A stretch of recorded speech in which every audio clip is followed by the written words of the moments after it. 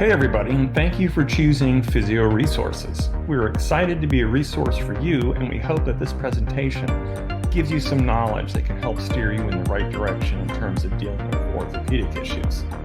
Today we're going to tackle the diagnosis of trigger fingers. So without further ado, let's dive into this topic. So, what are finger pulleys? From a physiological standpoint, the finger pulleys are little bands of connective tissue that attach to the bones and joints of the fingers. These pulleys have little spaces created underneath them, which accommodate the flexor tendons of the fingers. The pulleys serve to secure the finger tendons down into place while allowing them to safely glide. If you take a close look at this photo, this patient actually had one of the pulleys rupture, and you can see that the finger flexor tendon of the ring finger is actually pulling away from the palm of the hand when the patient tries to actively bend the ring finger. In addition to physically securing the tendons down, pulleys change the direction of the line of pull of tendons, thus allowing them to work well with varying degrees of bending of the fingers. The pulleys also keep the tendon secure enough to allow a decent mechanical advantage, which equates to better force generation. So if we didn't have finger pulleys, it certainly would be exceedingly difficult to generate enough force to grasp objects.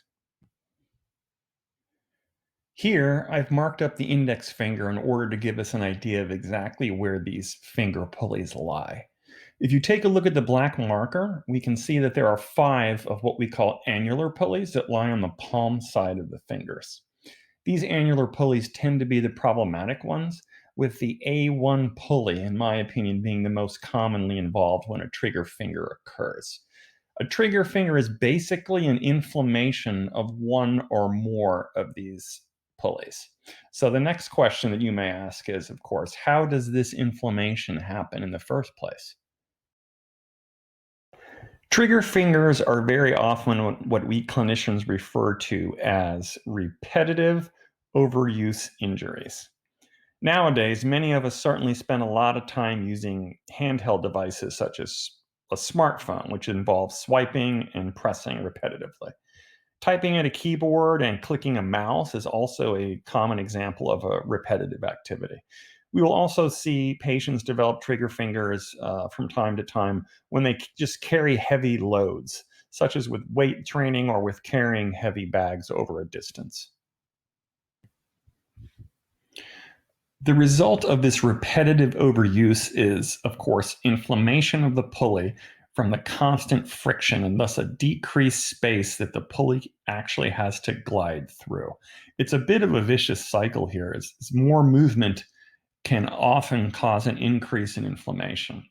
So we'll often find here there's a marked tenderness right over the pulley. And sometimes we can even feel a little bump or a nodule on the tendon that is a result of the friction that we just described.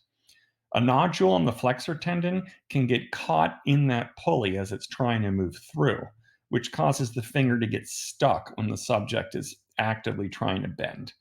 And by the way, as many patients have told me, it can be very painful to try to get that finger to unstick itself.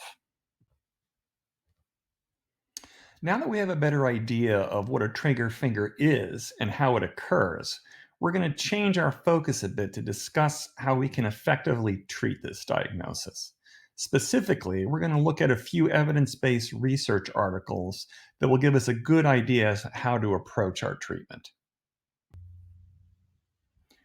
Here's an article published a while back by a few authors that you can see here, which gives us a good look into what type of treatments are used for trigger fingers.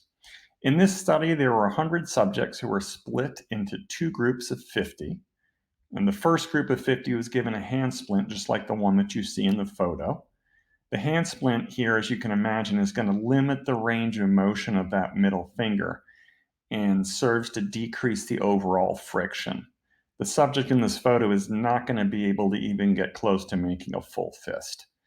The second group of 50 subjects were given an anti-inflammatory injection directly into the area of the affected pulley.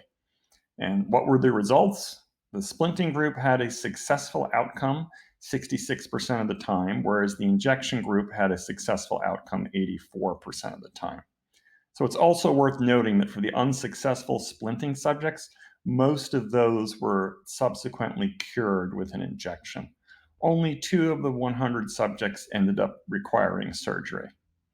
So the take-home message here is that splinting appears to be a good avenue of potential conservative treatment, and injections look as if they're even more effective. So consider what you just saw. Injections appear to be an effective way of treating trigger fingers. But in many of the patients that I see in clinical practice, these patients simply don't want to go that route. It tends to be more expensive, and it tends to be a bit more, how shall we say, anxiety producing to have an orthopedist jam a rather large needle into your hand. So many people opt to try the hand splinting as a way of tackling the problem without having to get an injection. So bearing that in mind, the second research article that we're going to deal with talks about the specifics of splinting as a means of treatment. Our second article is entitled Trigger Finger, a comparison of 2 splint designs. The first splint design that we were talking about is the one that we saw previously, and it is at the top photo on this slide. You can have one of these made by a physical therapist or an occupational therapist pretty easily, with your second option being purchasing a prefabricated splint just like that one online. They're super easy to find. All that you have to do is just enter the search words trigger finger splint. The other photos that you see involve using splints that serve to block one of the other joints of the finger. This effect would hypothetically be similar, and that is to keep the flexor tendons from excessively gliding through a given pulley. The results of this study outline a few important things. Firstly, the splint that goes over the MCP joint in the top photo appears to work better. As we can see, the success rate was about 75%, and the subjects reported that this type of splint was more comfortable to wear than the other splint. Secondly, the subjects in the study wore the splint for 6 weeks, as close to 24/7 as possible.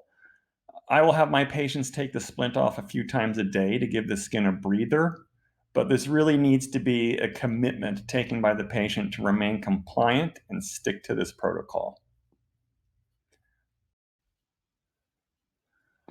Our final thoughts here: if you have a trigger finger, stop doing the activity that you think might be causing the problem in order to allow the soft tissue structures to heal.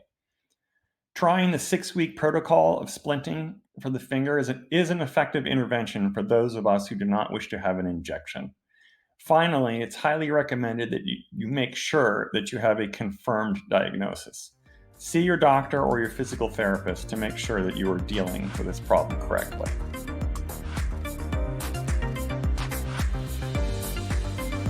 If you have any questions, feel free to kick us an email. We're constantly adding new content to our site, so please take a look at what else we have to offer you and follow us on social media.